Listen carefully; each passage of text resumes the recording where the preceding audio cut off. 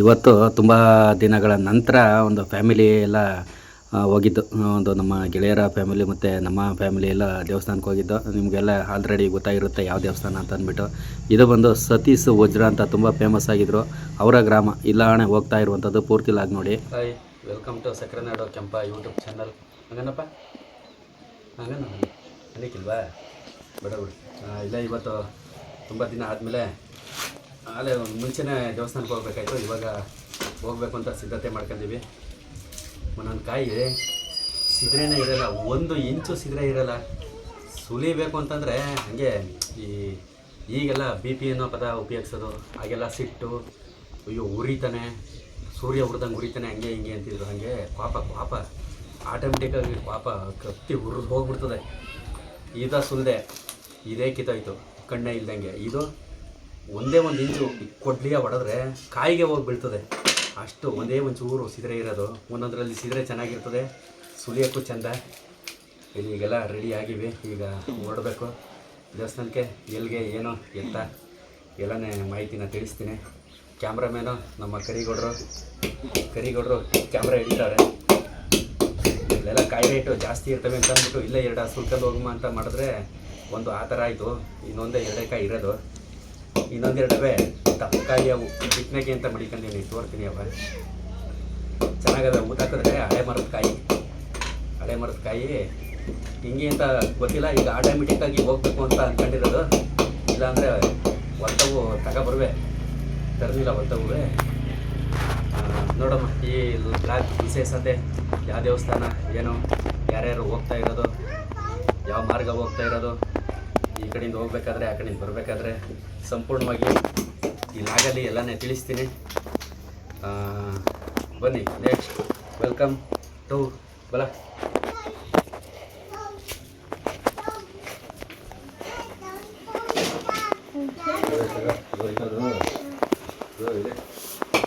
ಇದು ಸಪ್ಪ ಅದೇ ಹಂಗೆ ಇಟ್ಕೊ. ಒಂದೇ ಸಾಕು, ಅಲ್ಲಿ ತಗೊಂಡ್ರೆ ಆಯ್ತದ. ಈಗ ತೊಡಗೆ ಅಂತ ಇಲ್ಲಿ ಇದಿಲ್ಲ ಕಣ. ಎಲ್ಲಿದ್ದಾವೋ? ಏನು ತಲೆಗಿಲ್ ಕೆಟ್ಟೋಗಿದ್ದದ? ನಾನು ನೋಡಿರೋ ಮನ್ಸ ಅಲ್ವಾ? ಹೇಳ್ತಾಳೆ ನನಗೆ.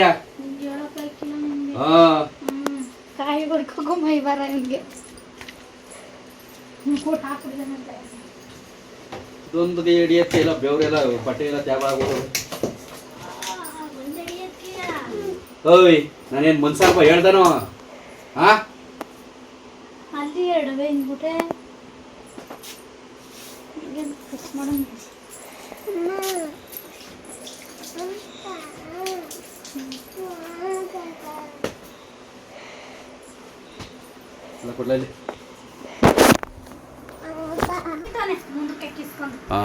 ಕೆಲವರು ಏನು ಅಮಾಸೆ ಹುಣ್ಣಿಮೆ ಅಂತ ಬರ್ತಾವೆ, ಅವತ್ತೇ ಹೋಗ್ಬೇಕು. ಅದೆಷ್ಟೇ ರಸಿದ್ರು ಅವತ್ತೇ ಹೋಗಿ ಎಲ್ಲ ಅದೇನೋ ಪೂಜೆ ಗೀಜೆ ಮಾಡಿಸ್ಕೊಂಡು ಬರ್ತಾರೆ. ಆದರೆ ನಾವು ಅವತ್ತೆಲ್ಲ ಓಕೆ, ನಮ್ಮದೇ ಆದ ಕೆಲಸ ಇಲ್ಲ, ಹೋದ್ರೂ ಹೆವಿ ರಸ್ಸು ಅಂತ. ನಾನು ಅಂತಲ್ಲ, ತುಂಬ ಜನ ಹಂಗೆ ಹೋಗಿರಲ್ಲ. ಅವ್ರದ್ದೇ ಆದ ಒಂದಿನ ಹೋಗಿ ಪೂಜೆ ಮಾಡಿಸ್ಕೊ ಬರುವಂಥದ್ದು ಇರುತ್ತೆ. ಅದಕ್ಕೆ ಇವತ್ತು ಫ್ರೀ ಮಾಡ್ಕೊಂಡು ಹೋಯ್ತಾವೆ. ಇನ್ನು ನಾಳೆ ನಾಡ್ದೆಲ್ಲ ಸಿಕ್ಕಾಬಿಟ್ಟೆ ಕೆಲಸ ಅವೆ. ಇವತ್ತೊಂದು ಸ್ವಲ್ಪ ಫ್ರೀ ಇದ್ದು ಅಂತ ಅಂದ್ಬಿಟ್ಟು ನೆನ್ನೆ ಎಲ್ಲ ಕಟ್ಟಾಗ್ತು. ಹಂಗೂ ಇವತ್ತು ಅಗ್ನಿ ತಿಳ್ಕೊಂಡು ಉಪ್ಪು ಕೊಡ್ಬೇಕಾಯ್ತು ಟೊಮೊಟೊ ಗಿಡಕ್ಕೆ. ಈ ಕಡೆ ಹೊರಟಾವಿ. ಬರೋದು ಎಷ್ಟೊತ್ತಾಗುತ್ತೋ ಗೊತ್ತಿಲ್ಲ ಒಟ್ಟಿನಲ್ಲಿ. ಇದು ಬಂದು ನಮ್ಮ ಫ್ರೆಂಡ್ ವಿಜಯ್ ಮನೆ. ವಿಜಯ್ ಫ್ಯಾಮಿಲಿ. ನಾವು ಹೊರಡೋಕ್ಕೆ ಅಂತ ಅಂದ್ಬಿಟ್ಟು ಬಂದದ್ದು. ಅವನು ದಡಿಯೇನೋ ಏನೋ ಏರ್ಕೊಬರಕ್ಕೆ ಹೋಗಿ ಅವನು ಬಂದದ್ದು ಟೈಮು. ನಮಗೂ ಸಣ್ಣ ಪುಟ್ಟ ಕೆಲಸ ಅಂದ್ಕೊಂಡು ನಾವು ಎಲ್ಲ ರೆಡಿಯಾಗಿ ಬಂದದ್ದು ಇಷ್ಟೊತ್ತಾಯಿತು. ಇನ್ನು ಇವರು ಇನ್ನೇನು ಹೊರಡಬೇಕು ಎಲ್ರೂ. ಇವರು ಇನ್ನೂ ವಿಜಯ್ ರೆಡಿಯಾಗಿಲ್ಲ. ಇಲ್ಲಿಂದ ಹೊರಡೋದು ಮಾಮೂಲಿ. ಈಗ ಇದರಲ್ಲಿ ಅವ್ರದ್ದೇ ಆದ ಅಶೋಕ ಲೇಲ್ಯಾಂಡಲ್ಲಿ ಅಲ್ಲಿ ಹತ್ತುವಾಗ ನಾನು ಮರ್ತೇಬಿಟ್ಟೆ, ಅದು ವೀಡಿಯೋನೇ ಮಾಡೋಕ್ಕಾಗಲಿಲ್ಲ. ಆಮೇಲೆ ನೆನಪಾಯಿತು, ಗಾಬರಿ ಗಲಿಬಿಲಿ. ಈಗ ಹೋಯ್ತಾ ಇರುವಂಥ ಮಾರ್ಗ ಪ್ರತಿಯೊಂದು ಈ ವಿಡಿಯೋದಲ್ಲಿ ನಮ್ಮ ಹಳ್ಳಿ ಮಾರ್ಗ, ನಾವು ಹೋಗುವಂಥ ಮಾರ್ಗ ಎಷ್ಟು ಕಿಲೋಮೀಟ್ರ್ ಆಗುತ್ತೆ, ಏನು ಎತ್ತ ಅಂತ ಎಲ್ಲ ಸಂಪೂರ್ಣವಾದಂಥ ಮಾಹಿತಿನ ಈ ಬ್ಲಾಗಲ್ಲಿ ತಿಳಿಸ್ತೀನಿ. ನಮ್ಮ ವಿಲೇಜು ಎಲ್ಲನೇ ತೋರಿಸ್ಕೊಂಡು. ಇದು ಬಂದು ಚೀಕ್ನಳ್ಳಿ ಮಾರ್ಗ ಹೋಗ್ತಾ ಇರುವಂಥದ್ದು. ಪ್ರತಿ ಹಳ್ಳಿ ಕಡೆನೂ ಪರವಾಗಿಲ್ಲ, ಈಗ ಸುಮಾರಾಗೆ ತಾರೋಡ್ ಹೆಂಗೋ ಮಾಡೋರೆ. ಇದು ಬಂದು ಚೀಕ್ನಳ್ಳಿ ಗ್ರಾಮ. ಈ ಮಾರ್ಗ ಮಧ್ಯೆ ಹೋಗ್ತಾ ಇರುವಂಥದ್ದು.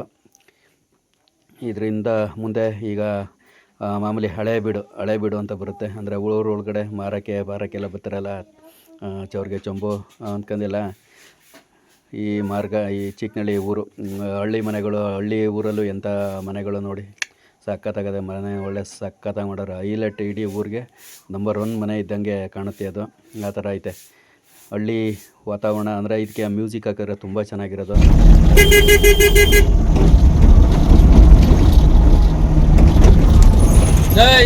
ರೋಟ್ರಿ ಹಾಕಿದ್ದು ರೋಟ್ರಿ ಹಾಕಿಲ್ವಾ?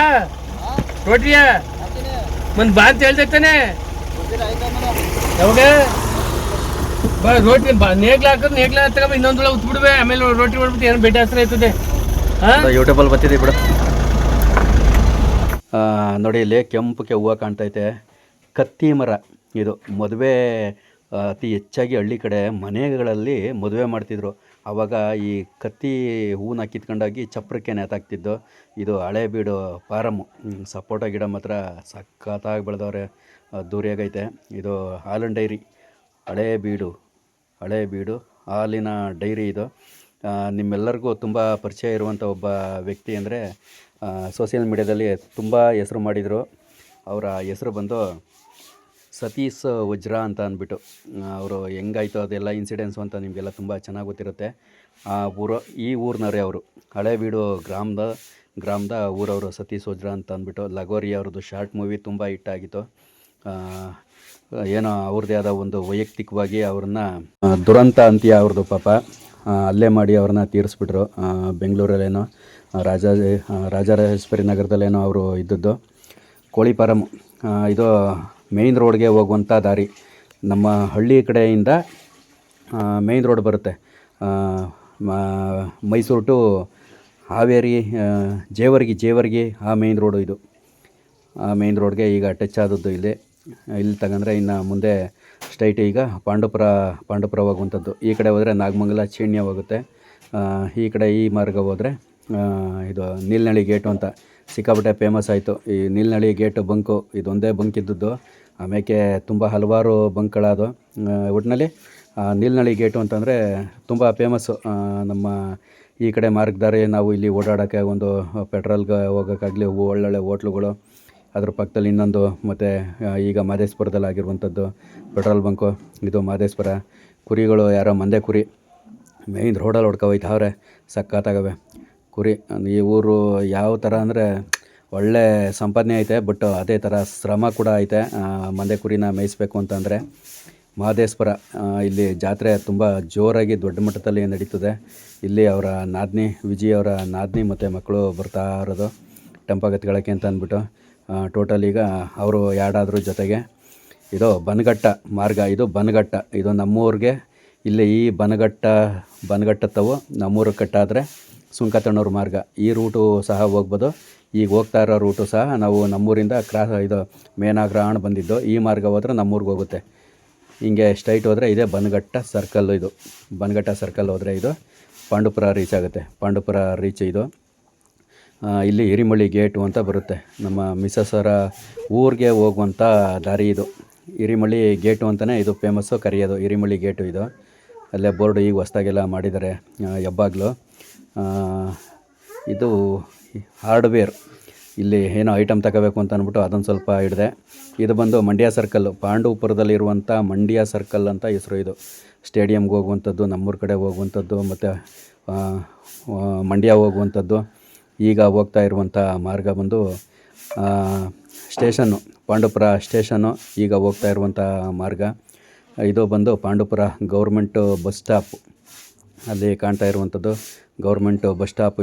ಇದು ಸರ್ಕಲ್ಲು ಈಗ ಮಾಡಿದ್ದು, ತುಂಬ ಒಂದು ವೃತ್ತಾಕಾರವಾಗಿ ಈಗ ತುಂಬ ಚೆನ್ನಾಗಿ ಮಾಡಿದ್ದಾರೆ.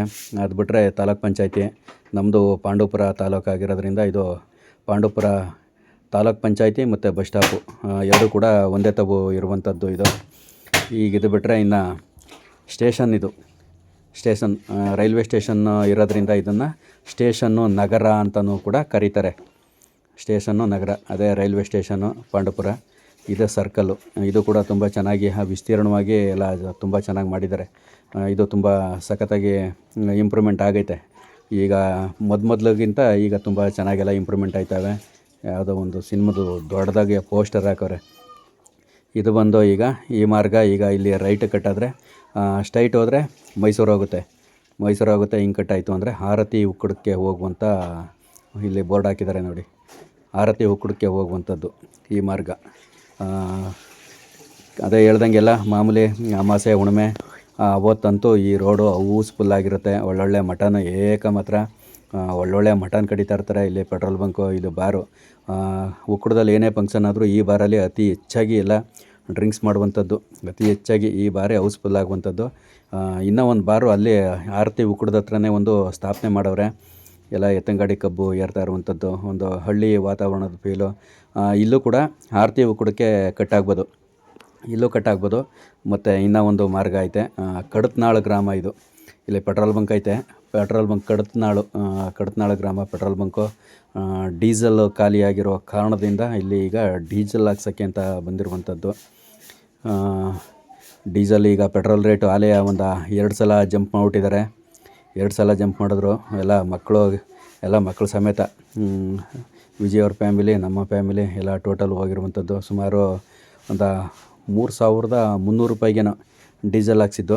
ಅಂದರೆ ಅಷ್ಟೇನು ಬೇಕಾಗಲ್ಲ, ಸ್ವಲ್ಪನೇ ಆದ್ರೂ ಒಂದೇ ಸಲ ಇವರು ಹಾಕಿಸ್ತಾರೆ. ಯಾಕೆಂತಂದರೆ ಆವಾಗವಾಗ ಒಂದು ಪೈರು ಏರುವಂಥದ್ದು, ತಮಿಳ್ನಾಡಿಂದ ಪೈರು ಏರುವಂಥದ್ದಾಗಿರ್ಬೋದು, ಮತ್ತು ಊನ್ ಪೈರು ಹಳ್ಳಳ್ಳಿಗೆ ಊನ್ ಪೈರು ಕೊಡುವಂಥದ್ದಾಗಿರ್ಬೋದು, ಮತ್ತು ಇದಕ್ಕೆ ಕಿರ್ಗಾವ್ಗೆ ಹೋಗಿ ದಡಿ ಬರುವಂಥದ್ದಾಗಿರ್ಬೋದು. ಈ ಥರ ಎಲ್ಲ ಗಾಡಿ ಓಡ್ತಾ ಇರುತ್ತಲ್ಲ, ಆ ಉದ್ದೇಶಕ್ಕೋಸ್ಕರ ಒಂದೇ ಸಲ ಹಾಕ್ಸ್ಬಿಡ್ತಾರೆ ಡೀಸೆಲ್ನ ಅವರು.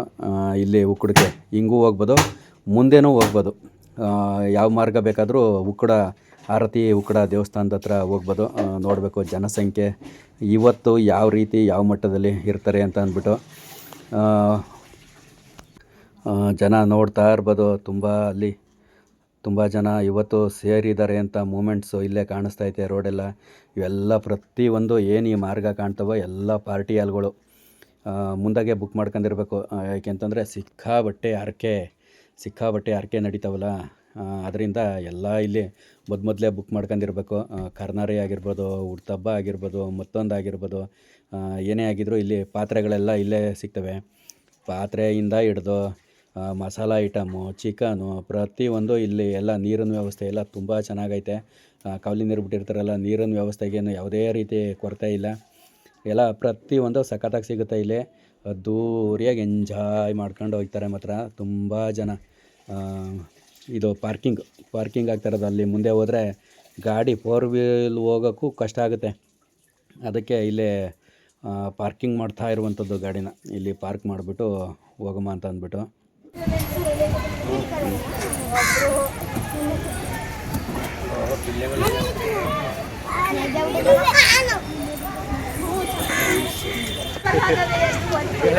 ಹಾಂ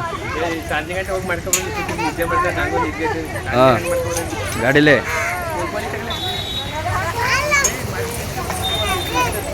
ಈ ಥರ ಪಬ್ಲಿಕ್ ಪ್ಲೇಸ್ಗೆ ಹೋದಾಗ ತುಂಬ ಜನ ಅಲ್ಲಿ ಕೆಂಪಣ ಅಲ್ವಾ ಅಂತ ಕೆಲವ್ರು ಅನ್ಕೋತಾರೆ. ಕೆಂಪಣ ಅನ್ಕೋತಾರೆ, ಇನ್ನೂರು ಅಲ್ಲಿ ಕೆಂಪ ಹೋಯ್ತಾ ಕೆಂಪನೇಕಲ್ಲ, ಈ ರೀತಿ ಮಾತಾಡ್ತಾರೆ ಪಬ್ಲಿಕ್ಕಲ್ಲಿ ನಾನು ತಿರ್ಗಾಡಬೇಕಾದ್ರೆ. ಯಾವುದೋ ವೀಡಿಯೋದಲ್ಲೇನೋ ಮಾಡಿದ್ರಿ ಅಲ್ವ ನೀವು? ಅದು ಯಾರೋ ಬಂದಾಗ ನೋಡಿದೆ ಆ ವಿಡಿಯೋವ. ಚೆನ್ನಾಗಿವೆ.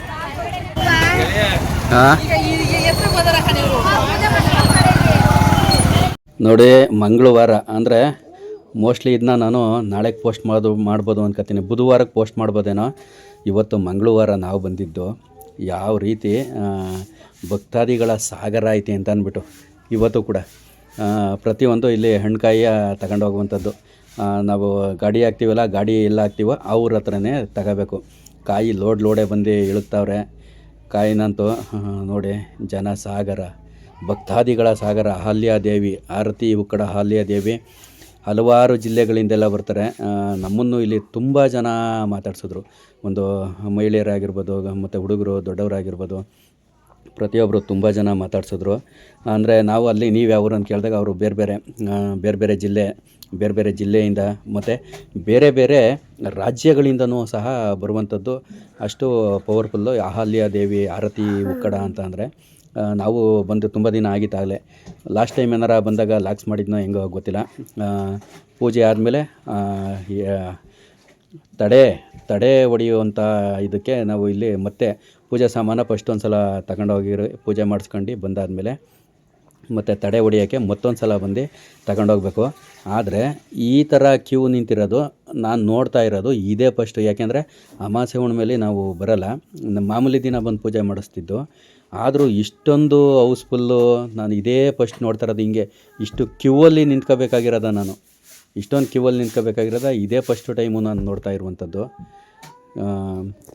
ಸುಮಾರು ಒಂದು 3 ಕಡೆ ಏನೋ ಇಲ್ಲಿ ಡೈರೆಕ್ಟಾಗಿ ತಡೆ ಹೊಡಿತಾವ್ರೆ. ಒಂದು ಕಡೆ ತಡೆ ಹೊಡಿತಾರೆ, ಇನ್ನೊಂದು ಕಡೆ ಮಾಮೂಲಿ ಇಲ್ಲಿ ದಾಟುವಂಥದ್ದು. ಸುಮಾರು ನಾವು ನಮ್ಮೂರಿಂದ ಏನು ಬಂದೋ ಪಾಂಡುಪುರ ಒಂದು 15, ಅಲ್ಲಿಂದ ಒಂದು 6, ಸುಮಾರು ಇದು 21 ಕಿಲೋಮೀಟ್ರ್ ಆಗುತ್ತೆ. 21 ಕಿಲೋಮೀಟ್ರ್ ನಮ್ಮೂರಿಂದ, ಅಂದರೆ ತುಂಬ ದೂರದಿಂದ ಕೂಡ ಬರ್ತಾರೆ.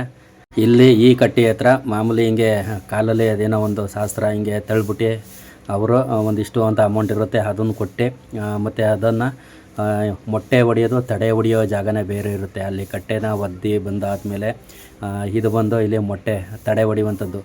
ಮೊಟ್ಟೆ ಒಂದು ಕಡೆ ಎಸಿತಾರೆ, ಅವರೊಬ್ಬರು ಬೇರೆ, ಇಲ್ಲಿ ಎಂಟ್ರೆನ್ಸ್ಗೆ ಬೇರೆ ದುಡ್ಡಿರುತ್ತೆ.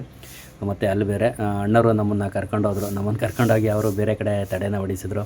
ಆಮೇಲೆ ನಾವು ಅಂತರ ತಗೋಬೇಕಾಗಿತ್ತು, ತೀರ್ಥ ಅಂತ್ರವ ಅದೆಲ್ಲ ಮುಗಿಸ್ಕೊಂಡು ಅಂತರ ತಗೊಳಮ್ಮ ಅಂತ ಬಂದದ್ದು. ನಮ್ಮನ್ನು ಇಲ್ಲಿ ಇನ್ನೊಂದು ಗೇಟಿಂದ ಬಿಟ್ಟರು.